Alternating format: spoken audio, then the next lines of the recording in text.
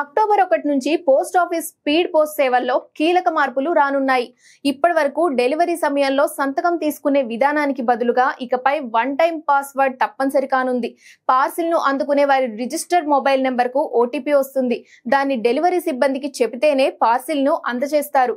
ఈ కొత్త విధానం ద్వారా పార్సిళ్లు సరైన వ్యక్తులకు చేరుతున్నాయో లేదో నిర్ధారించుకోవచ్చు. తెలంగాణ పోస్టల్ సర్కిల్లోని 6,000కు పైగా పోస్ట్ ఆఫీసుల్లో ఈ కొత్త సేవలు అందుబాటులోకి రానున్నాయి. భద్రత, విశ్వసనీయత, కస్టమర్ సౌలభ్యం కోసం ఈ మార్పులు చేస్తున్నట్లు అధికారులు తెలిపారు. కొత్త టారిఫ్ రేట్లు 13 ఏళ్ల విరామం తర్వాత అంటే 2012లో సవరించిన ధరలను మళ్లీ ఇప్పుడు మార్చారు.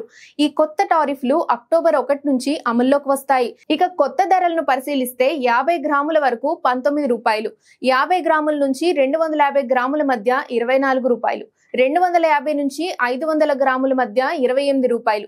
అలాగే సుదూర ప్రాంతాలకు అంటే 200 నుంచి 2000 కిలోమీటర్లకు 50 గ్రాముల నుంచి ₹47 వరకు వసూలు చేయనున్నారు.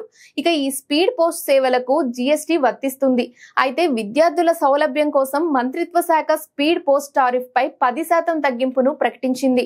అలాగే కొత్తగా ఎక్కువ మొత్తంలో సేవలు వినియోగించుకునే కస్టమర్లకు 5% ప్రత్యేక తగ్గింపు ఉంటుందని పోస్టల్ అధికారులు తెలిపారు. గతంలో బాగా ప్రాచుర్యం పొందిన పోస్ట్ కార్డులు, ఇన్లాండ్ లెటర్ల వాడకం ఇప్పుడు బాగా తగ్గిపోయింది. డిజిటల్ కమ్యూనికేషన్ మార్గాల కారణంగా ప్రజలు భౌతిక ఉత్తరాలకు బదులుగా ఆన్లైన్ సేవలను ఇష్టపడుతున్నారు. అలాగే అత్యవసర సందేశాలను పంపడానికి ఒకప్పుడు ఉపయోగించిన టెలిగ్రామ్ సేవలను అడ్వాన్స్ టెక్నాలజీ కారణంగా 2013లో దేశవ్యాప్తంగా శాశ్వతంగా నిలిపివేశారు.